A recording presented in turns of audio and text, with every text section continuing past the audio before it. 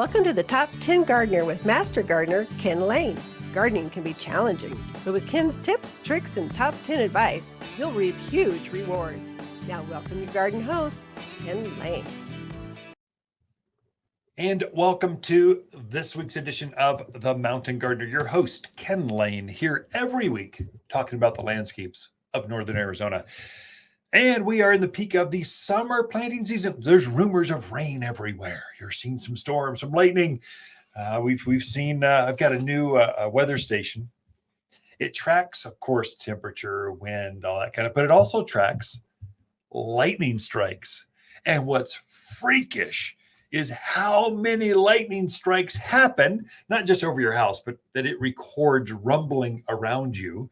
It's in the hundreds when you really analyzes it. A small storm is like 100. A big one's 300-400 strikes. It's listening to where all this stuff, the rumblings are coming from. I was impressed. So it talks to other weather stations around you in the neighborhoods. It's one of these new connected, smart, whatever. I don't even know how it works, but it's fun to look at the app. And so I look at that one almost more than I do like weather.com because it tracks all that, but it's for your neighborhood. And so that's kind of a fun one. Now, when lightning strikes, not your house, but strikes through it, actually ripples through a cloud, the funny thing happens. Plants love it. And so they don't like being struck, but they love the lightning, the air being burned, turned into carbon, mixed with natural rainwater, which is the perfect neutral pH. It's the best of the best. And then it falls down on your gardens. Oh, the plants respond quickly to that. Even the lichens, you'll see, I was up at the Grand Canyon once, and I took a friend down. I like hiking halfway down the Bright Angel Trail out to Indian Gardens, out to the point, having lunch out there, having your feet over the edge, looking at the river down below, another, 2,000 feet below you. There's a canyon inside the canyon.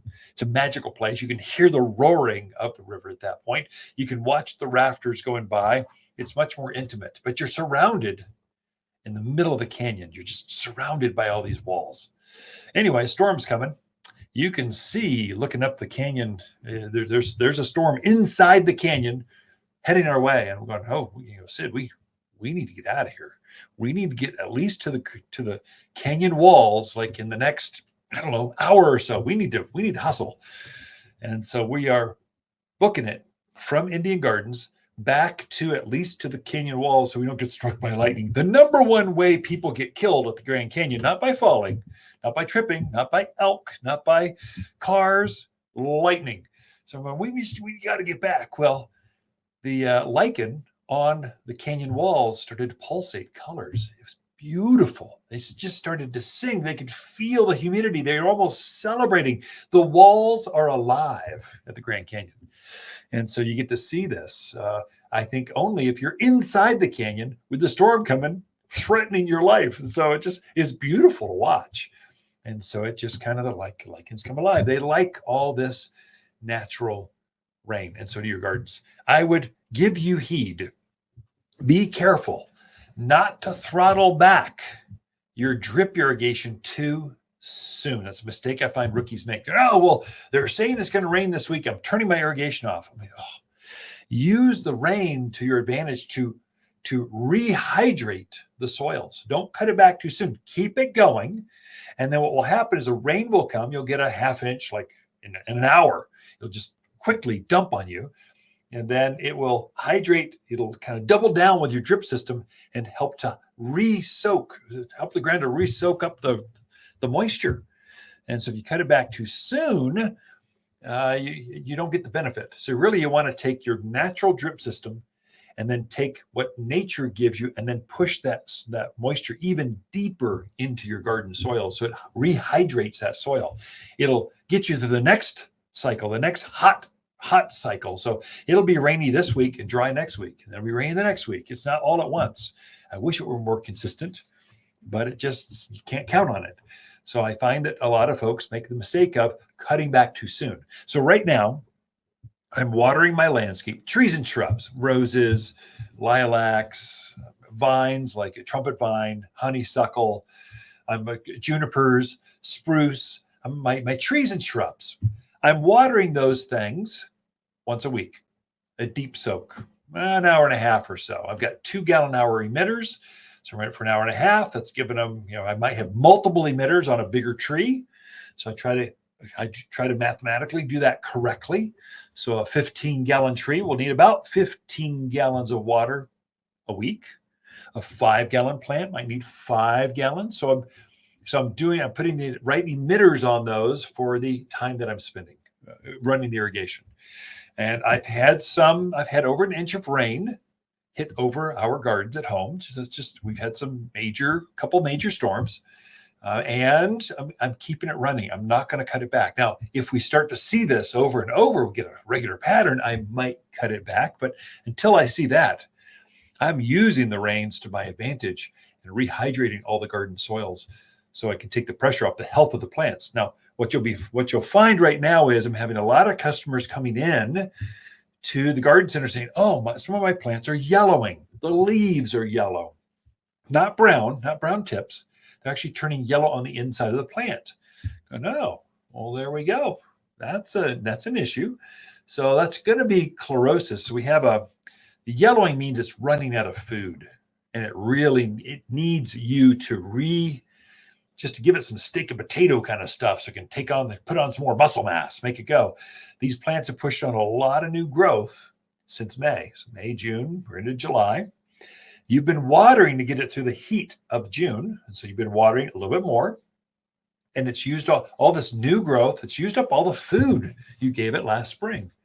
And so it's begging you. If you're a gardener at all, you're in tune going, they don't look quite as green as I've thought they should be. That's because they've run out of steam. And they need you to re-up their fertilizer. So the best thing you can do right now, if in doubt and you don't know what to do, you're not a gardener. My brown thumbs, I can't grow anything. Yeah, you can. Just work with nature. Rains are coming.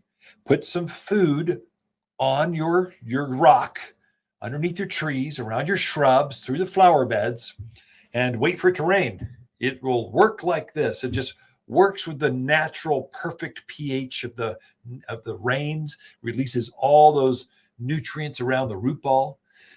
A mistake I find folks make is, I've had this like 4 or 5 times in the last month.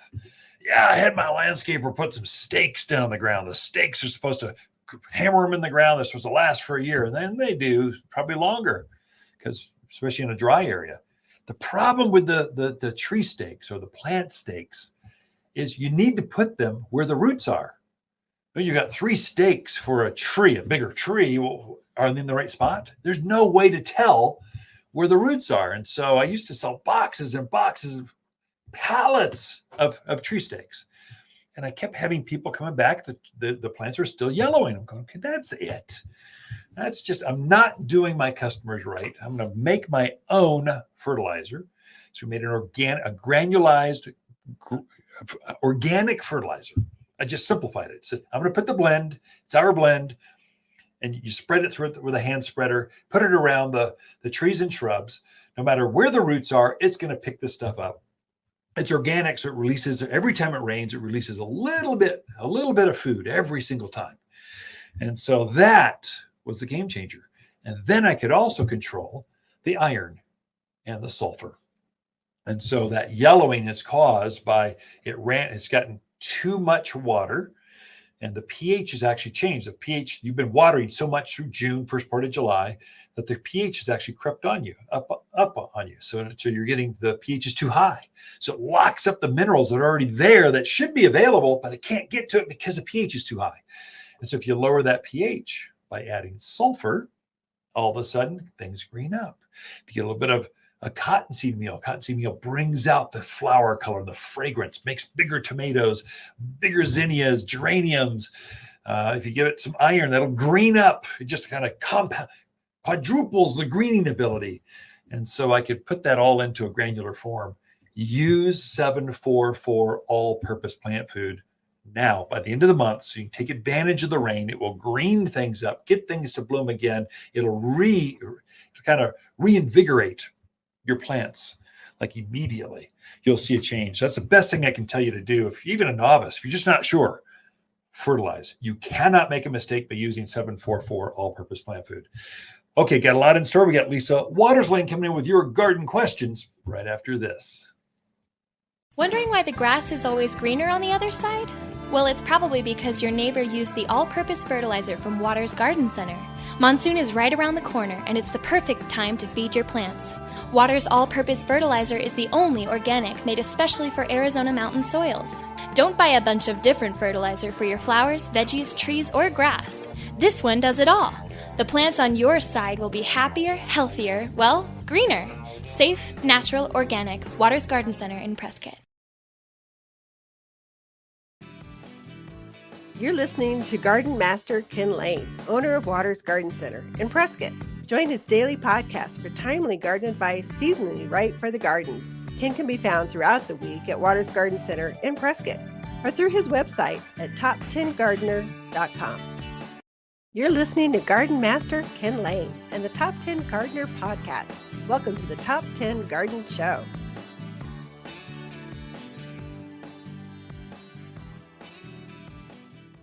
We are back with Lisa Lain. She comes each week with your garden question. Just what are your neighbors, what are other gardeners talking about?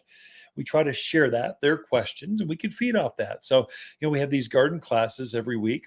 Last week was gardening for newcomers. Mm-hmm. The parking lot was packed. I should have gone that long, but they were so engaged. You kept going. Went an hour, engaged. Yeah. And then they had an hour. I said, I'll hang out as long as you want, as long as you have questions. And people just hung around, just feeding off each other. That's good. That's what we want for this segment. Mm-hmm. So, Lisa, my gal, welcome. Well, thank you. What kind of garden questions we got this week? Well, we do have some. So David is in Chino. So early this spring, he put out the Arizona Wildflower mix, which he was very happy with. Got lots of pretty flowers. His question is, they're starting to fade. Do you just let them go? Do you cut them back? Can you get more flowers if you cut them back? So what's the best way to handle those wildflowers? So leave them alone, enjoy them. That's pretty much it. So let them go to seed. So when they're done blooming, they'll go to seed and you'll have more next year. Now, if you want them to bloom some more, this is a mix. So we put together 4 different wildflower mixes for the mountains of Arizona. They are custom blends. Most of them are perennials. Some, if you deadhead them, they will reform another flower. So which ones out of that mix? There's like 24 in the mix. I don't know. I can't tell you which ones. Generally, we recommend that you let them go to seed so that you can spread that prairie wildflower look in the bed. And then at the end of the year, so when it's starting to get dry, so it's fall and the winter's here, it's had a hard frost. Usually we tell folks, take a weed whacker, take a lawnmower, take something violent that just makes the seed spread all over the backyard, and you can encourage them to grow even more next year. So if it really bothers you, Dave, go just deadhead the dead ones. The problem is if you deadhead them and they don't form new flowers, well, they won't reseed for you. But the good thing is that root base, now that plant is not focused on setting a seed. It can put all of its energy into forming a stronger root. So you'll have an actual better plant next spring from that one, say, Mexican hat or Shasta daisy or Gaillardia or whatever you happen to have out there. You can go ahead and just deadhead it and you'll have a stronger plant. It won't spread as much. But if you truly want that wildflower patch to spread, let it go to seed. Just enjoy all the butterflies and the hummingbirds that are going through there because they all love wildflowers. And then next winter, those birds that winter over with you, they're going to enjoy some of those seed as well. So you'll find your bird count goes up, your flowers will go up. I would say don't make a lot of work out of it. You planted a wildflower bed, let it go wild. Yeah, I agree. Good. Okay. Next question is from Sherry in Prescott Valley. She says, I'm having trouble keeping my pots with perennials watered, hydrated, and looking good. Okay. What suggestions do you have? And then how frequently should she be watering those pots? So containers are a bit, you can't say the word pot Oh, anymore. sorry. Or edibles. Containers. Can't say edibles or pot over the airwaves, or Yeah, they'll have a cease and ixnay, desist. yeah. Ex-nay in the pate. That You sounded cracked yourself up. so didn't you? bad. Okay, so container gardens. So we were watering ours. We've got dozens and dozens of containers. We were watering them every 3 days, and then it got hot, and they were beautiful. They were fine. Then we just bumped it when it went up to 90 degrees. What was that? 10 days ago, we bumped it to everyday watering. Here's the secret or the mistake I find people make with containers. They can go with too small containers. So if the soil size is just too small, but you're watering 4 or 5 times a day, you can't there's not enough soil to hold moisture and the plants are using it. Right. I would say minimum go with not even 12, go to 14-inch diameter or larger containers so you can increase the soil the plant can grow in. That's going to give you fudge factor, moisture, food for that plant to feed off of when it's hot. So if you're using a big enough size pot, now you want to water it until you see water coming out the bottom or that weep hole at the bottom. That's the secret. I find a lot of folks don't water their containers enough. Right. And so we don't have, it dries out in the bottom. And once that soil starts to dry out in a container, it starts to shrink. And so now you've got a gap around the outer edge of that pot ring. So the soil will shrink. And now you water it again the next time, and water just hits the soil, goes right over that gap between the soil and the pot. And then just goes right to the bottom. And it's hard to recover from that. Don't allow that to happen. And the way you do that is water it and then let the soil hydrate, let it soak up that moisture until you see water seeping out that bottom drainage hole. Then you know, oh, soil's gone all the way through, and that's how you know you've got enough. Okay, it's hot. How often should I water? Well, we just water every day. We've got trees and roses and tomatoes and all kinds of stuff, peppers in containers. We're watering every day because it's just hot right now. It's just warm. And there's a little bit of a breeze. And so things dry out. Once the humidity comes, so the monsoon rains, already you're seeing a few clouds. Plants love some shade that comes from clouds, a humidity that comes up. So once the moisture, summer rains come, that'll take the edge off. Maybe you can back it off to every other day or so. So in the fall, you're definitely backing it off to every 3, 4, 5. In the winter, once a week. It's more than enough. Would you recommend fertilizing right now just to kind definitely. of keep things going and happy? Yeah, because you fertilize in the spring and they've used all that fertilizer up. You've been watering, if you've been watering correctly, you'll water and then water comes out the bottom. You've flushed all those nutrients out of that soil so that fertilizer that was there, you have to replenish it. So we've fertilized all the containers with 744, all-purpose plant food.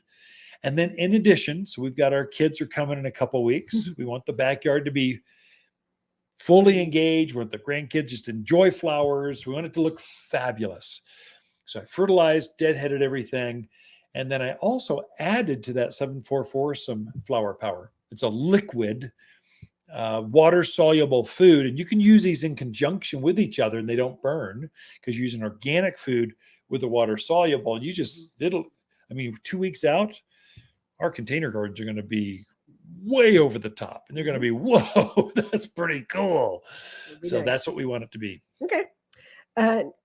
Excuse me. Next question is from Tom in Prescott. He's talking to his neighbors. Neighbors were telling him about the cicadas and the sound that the cicadas make. Yeah. But neither one of them knew if cicadas are bad. Do they eat trees, shrubs, that kind of stuff? Yeah, no, they're not. They're fine. So don't worry about it. Grubs are bad. Cicadas are not. So cicadas are a summer thing. They're starting to, I haven't quite seen them here at the garden center, but you'll start to hear them sing. Just barely. They're like real loud, like, where, and they sing in a chorus back and forth. And it's kind of a summer delight that we get to enjoy. They live in the ground for up to 7 years and they come out as an adult stage. So they live underground as a nymph stage.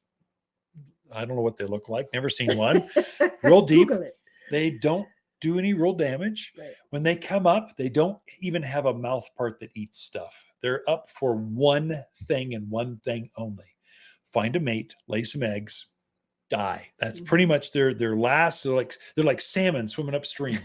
So they're going to do one last thing and then they're gone. Right. So they're not really a problem. They're freaky looking, but they can take a branch out because they lay an egg by shoving the egg underneath the bark. And so you'll see this textured where the eggs are. Sometimes that branch might die, but they don't want that to happen. They want that branch to live so that their young will hatch, drop down. And anyway, don't worry about it, Tom. You're worrying too much. You're okay. Grubs and stuff, that's a little white worm in the soil. Get rid of those. They're bad. All right, that's it for this segment. Ken and Lisa Lain, the Mountain Gardeners. Be right back. Waters Garden companion plants for July are hibiscus, maple, verbena, and crepe myrtle. Crepe myrtle flowers are intense watermelon pink, solar reds, and LED whites that cover this heat-loving shrub. Plant where you enjoy its beautiful multicolored bark and sinuous branches up close. The flowers show against forest green foliage that turns red and orange in autumn. Growing to just head height, every yard has room for at least one, and only available for summer planting here at Waters Garden Center in Prescott.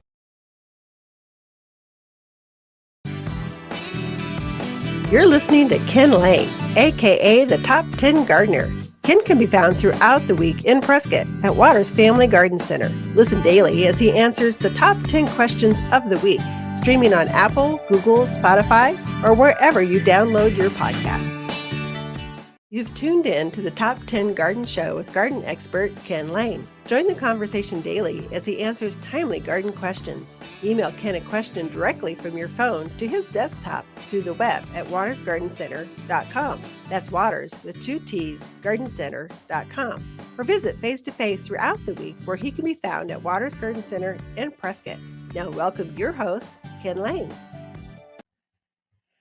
Okay, so we've got some plants just grow faster than others, especially when there's summer. This is like when it really tends to take off. So you can really juice your plants, especially those that are privacy screens. Like I've got 2 plants that come to mind that kind of brought this topic up. One, Arizona cypress. They've been everything has been growing so fast, and this thing's kind of not growing so much. And all of a sudden, the rain started coming. That top, which usually kind of flops over some because it grows so fast, the new growth is just soft. And there's some wind and stuff. And so all of a sudden, it's standing up just erect. And now it's starting to push new growth, and the branches are coming off the sides. Another one that's very much like that. Arizona cypress is a native plant. It's up 25 feet by probably 12 feet, something like that. It's a big, thick, like windbreak or privacy screen. It's the number 1 seller.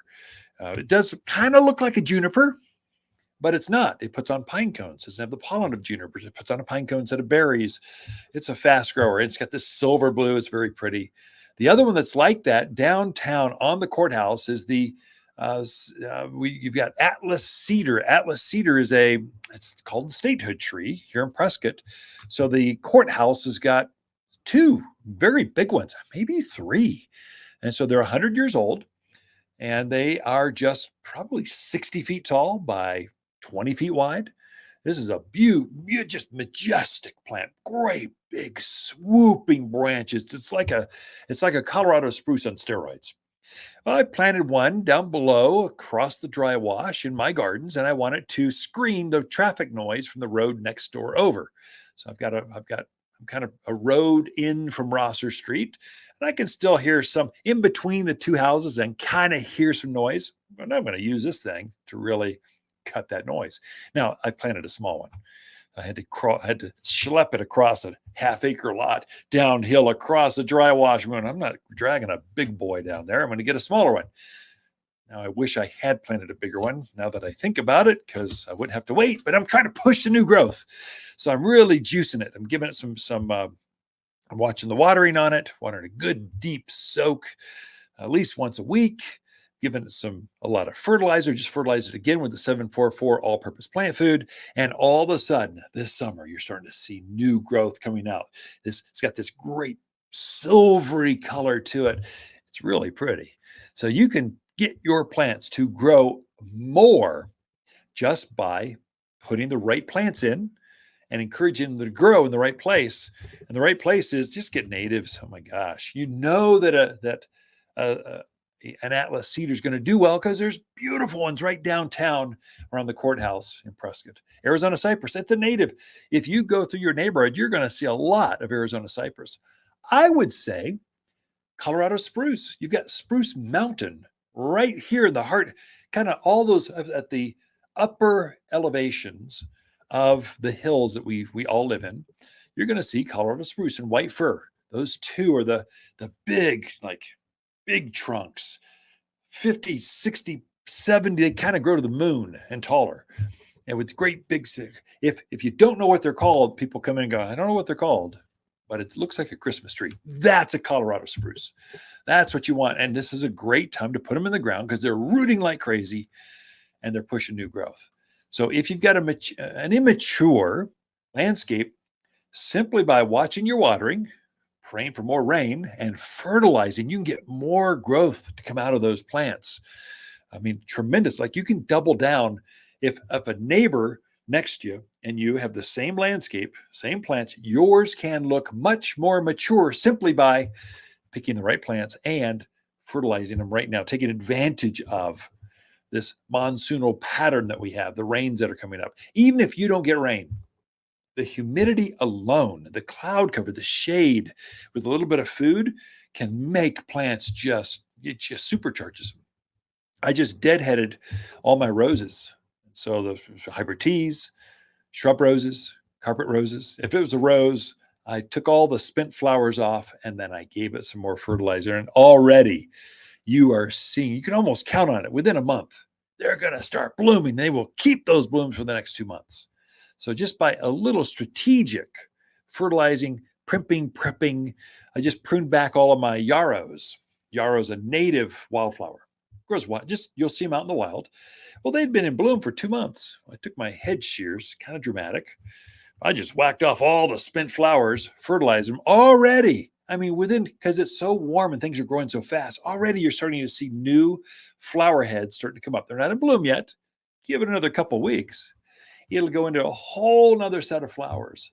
So take advantage of the season, either by planting something you want to get it going, or if you've got some immature things, you want to get them to fill out more, fertilizing those things. But don't put things on autopilot and let nature take care of things yet. It's far too early and it's too hot yet. Things are relying on you for their food and their water. Keep it going. Eventually, the rains will come, cool things down. But until then, take care of them, force them to grow even more for you. Be right back after this. Wondering why the grass is always greener on the other side? Well, it's probably because your neighbor used the all-purpose fertilizer from Waters Garden Center. Monsoon is right around the corner, and it's the perfect time to feed your plants. Waters all-purpose fertilizer is the only organic made especially for Arizona mountain soils. Don't buy a bunch of different fertilizer for your flowers, veggies, trees, or grass. This one does it all. The plants on your side will be happier, healthier, well, greener. Safe, natural, organic. Waters Garden Center in Prescott.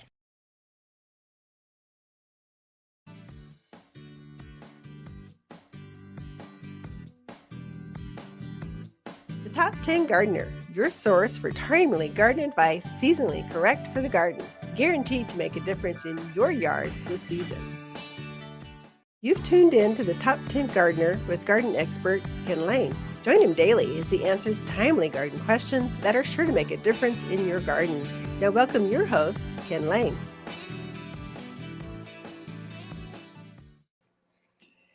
And back in the studio is Lisa Lain. She is a gardener extraordinaire, my better half, business partner, mother of my 4 children, and wanting more. 4 grandchildren. And 4 grandchildren, and wanting more. And 2 dogs. And many dogs. No, okay, we're good. We'll just buy a few more airline tickets to exotic places. How about that? So Lisa comes in and she just shares her garden tips. Just what are people, you get a different perspective. You talk to 10 gardeners about a garden subject, you're generally going to get about 12 different answers. So we all have, this is what I do. This is, oh yeah, it's a good idea. It's a very social, gardening is very social. Mhm. And so it's meant to be shared. And so Lisa comes to share her perspective. So welcome to the studio, Lisa. Thank you. What you got for us this week? Well, it's been toasty, right? Yeah, Yeah. it's been summer. I'm in paradise. I'm finally happy. You're Mr. Lizard. We have this. He likes it hot. I do not. So all you gals out there that like it hot, you married a guy that likes it cold, and that's just how that's how it works. Well, and it's okay, but we don't want our houses to get hot. Oh no, that's So, true. What you need to do is plant some trees. Oh, I see where we're going. Yeah, help good me idea. segue this, dude. Yeah, shade trees. We need some more shady spots. Let's talk shade trees. Putting in a tree in the correct spot can make such a huge difference. Yeah. Whether you're blocking a big window, maybe you're trying to cool down a patio or a driveway or a walkway. Or our west wall is so there's 3 yeah. bedrooms right there, and Mhm. every one of them roast. Yeah. And you close the shade, but you're still getting that heat on the glass. So if you're putting in trees, you're eliminating that heat, that sun, just nailing those glass windows. But if you put one in that's going to lose its leaves, that's terrific, because in the winter you want that sun, you want that heat coming in to kind of help warm up the house. So a shade tree or deciduous tree that loses its leaves is a really good option to put in. So is that a fruit tree? Is it a maple, a sycamore? It's not a small tree unless it's unless it's a garden shed. Well, you know what a small tree would be good for? I want to know. Please share. Use it to cover your unit, your air conditioning unit. Oh, I want to cover my unit. If you Can you say that over the airwaves? No, I'm totally distracted.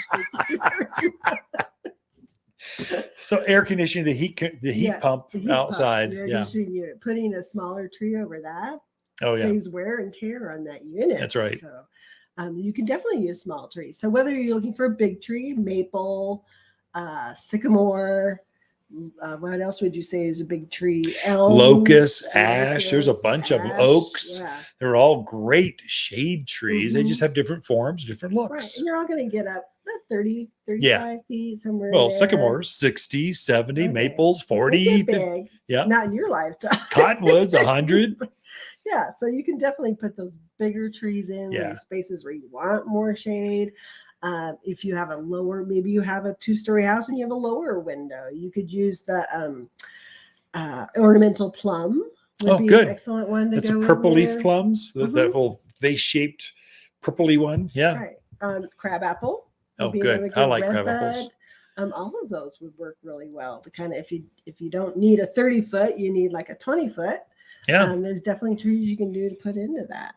We use like that where the property line is between the houses. It's usually a little tighter, unless you confer with your neighbor going, hey, how would you like me to, how'd you like, can I plant a 100-foot cottonwood here? Probably don't do it there unless they go, that's a good idea. I remember as a cottonwood as a kid, I had a swing in that, then plant it. Otherwise it's too big. Right. We planted aspens and birch in between the houses on our side. Wanted to cheat a little closer to our 2-story west-facing hot wall. Right. And it's done a fabulous, just witherful job at keeping that wall cool. It's a game changer. You can now go into those areas even without the air conditioner going. Right. It feels pretty good. Yeah. Definitely. So we have a few more trees. So if you do have that narrow space between houses, yes, birch and aspen are excellent choices. We also have one called a parkland pillar birch. Oh, genius. Yeah. So that one does get tall. It's going to get 20, 30 feet tall, but it only gets about 7 foot wide. So it's another good one. We also have kindred spirit oak. Yeah, great choice. Actually, it's a really pretty tree. I was out there looking at it. It has a really nice oak leaf to it. It's going to kind of get orangey yellow in the fall. And that one gets 6 feet wide. They're again 20 to 30 feet tall. So, and then the last one is a crimson spirit oak. And this one gets red, hence the crimson in the fall. And both of them just have a really nice big leaf to them. Yeah, true shade oak, traditional oak leaf to them. Yeah. But definitely designed to go in those narrower spaces where you need the shade, but you can't put a 30-foot wide cottonwood or maple in That's there. a good choice of that. Those are made for street trees, out there without growing into the street, and then the a delivery truck, the Amazon truck takes out the branches. But to use them on the side like that against your property, where you don't have to ask permission from your neighbors. It's not going to get that big. You can put it where you want it, and it's going to shade and look fabulous and provide birds and. I want plants that want more and. Of course. So if you were looking for fast growing trees, there we go. What would you say? Maples? Probably number one seller. Sycamores I like, but they put that seed pod on there, so they're kind of a trashy. They grow fast, big leaf to it, hard, just thick shade. There's a place for it, but I don't know, over my driveway where it's always going to drop those seed pods. Not so much. Yeah. Developers like them because they grow fast. You can get a lot of trees for cheap. But if you're going to plant one in your backyard, a maple's probably a little bit smaller leaf, but same maple shape like a sycamore without all the bean seed pods. It's probably the faster. And you get the fall color. You get that red, bright red. The ones that's been gold, it's beautiful, golden locust or sunburst locust. It's now starting to turn green. So the new growth is yellow, and then the green is this traditional summer, and then its fall color is gold again. That's a great choice. And then two more come to mind that we don't think of often enough, but ash, Raywood ash. Yeah. Nice, thick, full, beautiful purple in the fall, but it's kind of a lollipop, thick shade, 35 by 35. Right. And then Bradford pears, the ornamental pears. Pears. Flowering pears. They don't put pears on them, but they have white flowers in the spring. Nice shade in the summer. And then the last tree to turn a bright red, like fire engine red, fall color. In December. That's when they kind of turn. Yeah. And if you wanted a tree that maybe didn't lose its leaves, if you want something that always is giving you protection on that window, Austrian pine. Well, fastest growing of all the pines. Absolutely. Arizona cypress could be good in fastest there. growing of all the cypress. Well, I guess Theodore cedar. Cypress, pines, spruce. These are all evergreen rich. We use spurt and junipers in our yard because we have a lot of that chaparral blue. We need green. So the green kind of makes it feel more, alive, less dusty. So you can get too much green, you get too much blue, but when you blend them together, it's just right. You get a nice contrast going.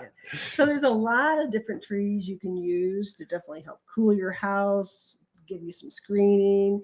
It kind of comes down to how big do you want it to get? How wide do you want it to get? What color do you want it to get? This is a great time to plant a tree. There's plenty of choices here. They look fantastic.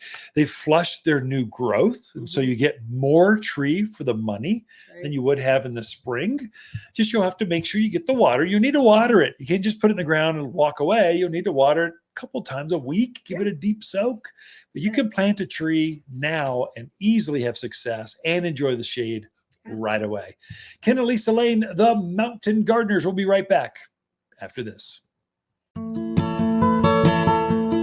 We love our plants as much as the gardeners that plant them. Like a spa day at Waters Garden Center, plants are never stressed out. They're bathed in soothing music and treated daily to an organic diet. Even the birds are happier at Waters. We love our plants. You'll see them grow better, thrive, and be glad in your backyard. Waters Garden Center, 1815 Iron Springs Road in Prescott. And top10plants.com. You're listening to garden expert Ken Lain, owner of Waters Garden Center in Prescott. Look for more tips, tricks, and garden shortcuts through Ken's website. Additional shows of this podcast, read his weekly garden column, or follow him on Facebook, Instagram at watersgardencenter.com. That's Waters with 2 T's, gardencenter.com. Welcome to the Top 10 Garden Show with Ken Lain. Listen to Ken's tips, tricks, and garden shortcuts guaranteed to make your gardens more beautiful than ever this year. Now welcome your host, Ken Lain. So there is a right and a wrong way to plant. Actually, I guess there's not. You can just chuck it in the ground, pray for the best. But what you'll find here in Arizona is you have to be more exact. You have to be, there's less room for error. Other parts of the country, you can just kind of get it close, and it's so easy to grow things. The topsoil is so thick, the humidity is right. There's less extremes between daytime and nighttime temperatures. It's just easier. And so I could probably throw this microphone down the ground. It'd probably grow in Michigan or Minnesota or California. Here, not so much. You need to be more exact.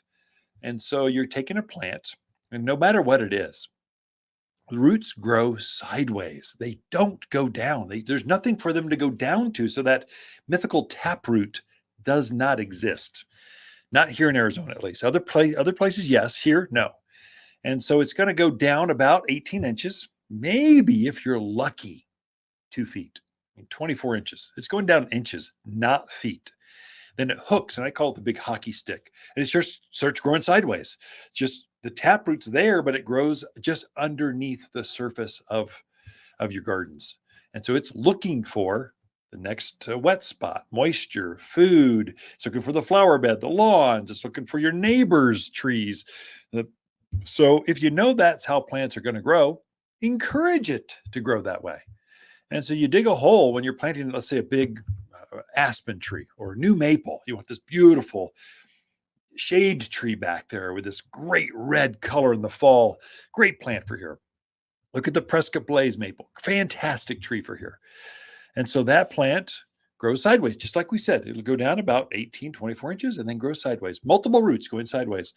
Dig the hole the same depth as your bucket. You don't have to go down very deep. And then dig it wide. So go about 3 times the width, kind of saucer shaped. And here's the insider kicker. I know the plant has to get used to your garden soil, but we want to help it. We want to encourage it to grow, to get started. And so all that rock and debris and junk and old roots and all that stuff's got to come out. So anything bigger than a golf ball, screed it, get it out of there, screen it, get that stuff, get that junk out of there. You're left with the native soil that's there, and it's junk too, but we can amend that. And so the problem with these bigger rocks, bigger particles, bigger roots is they heat up in this summer heat and they roast the roots. And so you want to get rid of that stuff. They're too big to hold water molecules. And so you want the smaller particles in your garden around those root balls. That's what you're after. And so screen some of that. Some of you won't have soil left. I mean, some of you are going to hit you poor folks up that Copper Basin. You get some of that going up towards Groom Creek, these great big boulders. And so you get done digging this boulder out and there's no soil left. You might have to bring in some topsoil. But most of us are going to have some soil left and we can work with. From there, very few of you have living, breathing soil. Most of you have dead soil. And so you're going to have to reinvigorate. And you're going to have to encourage the worms, the mycorrhizal colonies, and the beneficials that live in the soil that tickle the feet of plants and want to get them to grow and root. You have to reintroduce that into your gardens. And the way you do that is you add some organic material. It doesn't have to be a lot, but it has to be some, because most of you don't have any. You just have clay, caliche, and junk. And so if you can add a bag of premium mulch. Now, you folks from the Midwest, mulch is called like bark chips, not bark chips. We're not talking that. Mulch in the West is called compost. So a composted wood product not manure, that's too hot at the root level for new plantings. A compost or premium mulch is what we call it here. Is that amended into your soil? That's going to really activate things. It does 2 things. One, it keeps the soil from compacting right back down to that hard clay. Or if you're out towards, let's say, you're a Talking Rock and that granite Inscription Canyon, out towards Granite Mountain, the soils are very granity. They're sandy. It holds the moisture and they'll actually act like mini sponges. So either way, clay or sand, it helps your soil, helps the roots get through that soil and you get a faster root growth. You get a faster root kind of mass. And the faster you can get the roots, the better off you are. And so you're digging the same depth, 3 times the width, you're adding about 25% mulch to your native soil. It's not, don't go crazy, but you need some. Or about 1 shovel of mulch to every 3 shovels of native soil. That helps you too. Blend that all together, backfill around the root ball, and that's how you're going to plant things. Now, there's no food in your soil, so you might take a handful. You definitely need a handful of all-purpose plant food, organic food around on top of the root ball. That way, every time you water, the drip system runs or it rains, you get a little bit of food just released. Kind of gets things to grow, and also the worm organics, animals like worms, mycorrhizal colonies of fungi, they don't like chemicals. They get burned off. They actually leave. They evacuate that area. But if you use organics, they're drawn into it. And so organic food with like bird guano and cottonseed meal and some good stuff in it, they like that. So it helps the plant roots grow, and it helps encourages the natural things that grow in the soil to your plant. And there's a symbiotic thing that happens with the plants and a living soil. And then I'll water it in with root and grow. Now, root and grow is like we make a compost tea. Again, we're anti-chemical here. We like organics. Here at Waters Garden Center, I'm all about organics. And most root and grow products are chemicals with some hormones in it. It just stay away from that stuff. You shouldn't be drinking it. Neither should your plants. But a compost tea is like magic for plants. It's about 3 tablespoons a gallon of water. You add it to your watering can. You just you soak it all in. It helps plants. They're going to freak out when you put them in you take them out of this bucket they've known their entire life, put them in your soil that's terrible. They are going to freak out. This helps them with transplant shock. And so it helps to activate the soil and stuff. So it's compost. It's working with the soils, but it also helps soothe the roots of your plants. And so whenever you plant something, you need 3 things. You need some compost. So we call it premium mulch. You need some food. So organic 744 all-purpose plant food, and you need root and grow every time you plant. Well, what about my flowers? Ken, I don't need that for perennials. Every time. A new shrub, every time. A new rose, every time. New trees, you need 3 things: compost or premium mulch, root and grow, and fertilizer. So those 3 things. If it's a tree, you probably want to stake it, especially if it's a bigger tree, especially if it's a shade tree or fruit tree, because they're like big parasails. They catch the wind, they start leaning, they get tossed around for about 1 year. Leave the stakes on. Then next year, this time, you can take it off. So, but for now, you want to keep them growing nice and straight. And so that's how you plant things for maximum growth. And so if you've planted something, shortcutted things, sometimes they struggle and they take a long time to get going, if they ever get going.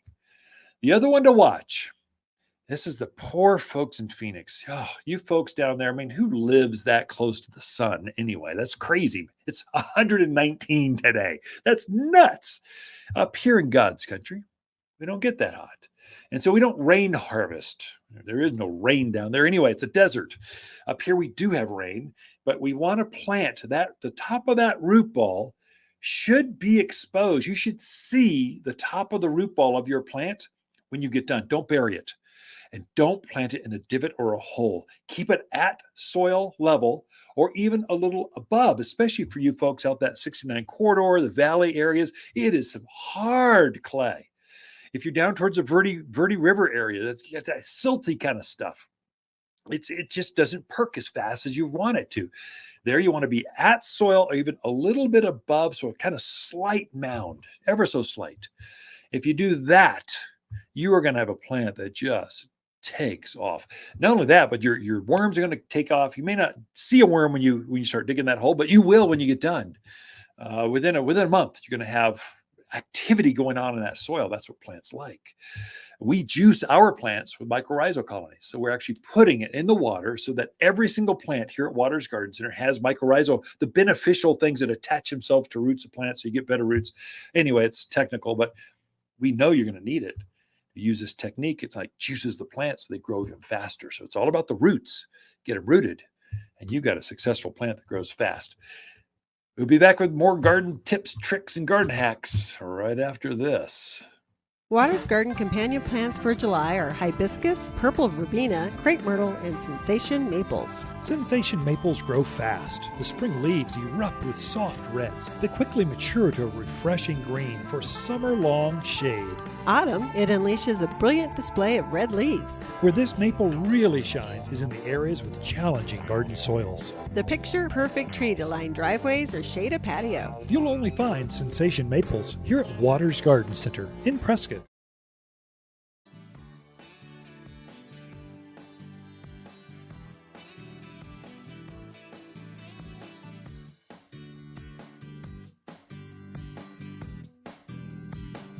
You're listening to garden expert Ken Lain. He can be found throughout the week at Waters Garden Center in Prescott. Thanks for tuning in to the Top 10 Garden Show. You've tuned in to the Top 10 Gardener with garden expert Ken Lain. Join him daily as he answers timely garden questions that are sure to make a difference in your gardens. Now welcome your host, Ken Lain. So I've had a couple weird things happen in my gardens that maybe you should look at too.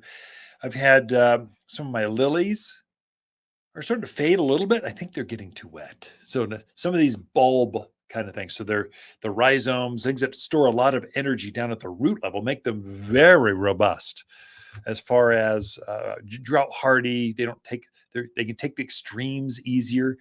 But interesting. I have a Virginia creeper I'm trying to get out of a certain garden. This is a wild vine that just grows out in the forest. You just see them there. I'm digging this thing up going, okay, you can grow over there, not over here. Let me help you. And I just start butchering the roots. And the roots have like a sweet potato nodule thing. It's got storage. It's storing water and starches in the root level, which make it so robust. I'm going, I wondered how you could look so lush up top and so hardy no matter how hot it gets. Well, that's how Virginia creeper works. Potato vine, sweet potato vine. It's an ornamental. It's related to sweet potatoes. So you know it's got a bulb like roots system, stores that moisture down underneath the ground. You don't really see it, but it's got this lush top growth. It can be chartreuse, purple, black, very pretty. There's an ornamental variety called sweet potato vine that's kind of related to its edible cousin. And you could probably eat the root. Probably doesn't taste very good, but it does grow nice. But that's why it's so hardy, so tough. It looks delicate, but that's the reason why. And so you need to kind of watch that. Well, I think I was overwatering one of mine. I put some saucers underneath it. I've been watering my containers every day in the morning. And so I think it was starting to, I took the saucer from underneath it, and all of a sudden it looked better like the next day. So kind of watch those things. Plants will talk to you if you're listening. And so you got to catch it though. That's what gardeners do. They've honed their skills, and they know the plant language and what they're talking about. I had a couple fungal things happening. This is when they show up. So powdery mildew, leaf spot. I don't see a bug on the plant, but it's got just wilty a little bit. It's starting to die out, little patches. Lawns can get a dollar spot, or they've got several disease things where you get this splotchy effect in the lawn. This is bacteria eating the sugars in the plant. And so it shows up when the monsoons come. So kind of watch that one. So if you're seeing issues, come talk to us right away. In fact, let me just invite you. Come to a free garden class this next Saturday. So the 13th, it's how to heal sick plants. We go over a lot of examples like this, what to look for, what's common, what you will see from this going forward, what's for now through autumn, what kinds of bugs and disease do you look for? Whether it's in a flower, a vegetable garden, or on your trees, roses. So we're going deep into that, and you can bring a notepad. You'll get a lot out of it. But if you just can't take that, bring the sample in, take a picture, bring it into us. We'll walk you through. We've got a microscope. We can actually see if it's a bug or a spore or something. It blows it up like 300 times its normal size. It's freakish. It's pretty cool, actually. So come talk to us. Next week, we've got living walls and privacy screens. So that'll be the 20th and the 27th. the top 10 trees for fresh fruit. It's been a good fruit harvest, and you can still put fruit trees in. So we thought, oh, just kind of cover that. I'm sure berries, grapes, figs, pomegranates, apples, pears, cherries, nectarines, all that will be included. I'm sure strawberries, all of that, maybe even touch on some herbs, but basically the edible gardens, but mainly the tree, the bigger specimens out there in the yard, we're going to cover the 27th, and it keeps going on. Classes are at 9:30. They're absolutely free. You get to hang out with really cool people around here. We call them gardeners. But throughout the week, Lisa and I camp out here at Waters Garden Center, and we love talking to fans of the show.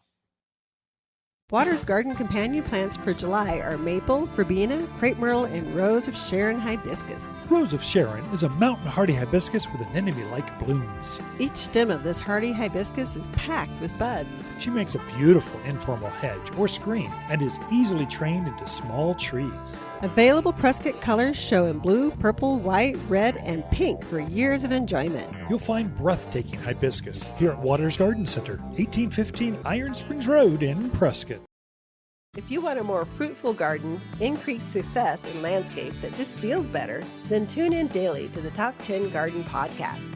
Years of tips, tricks, and garden shortcuts are guaranteed to make your gardens nicer than ever. Listen to this podcast or read Ken's weekly garden column by visiting watersgardencenter.com. That's Waters with 2 T's, gardencenter.com. Thanks for tuning in.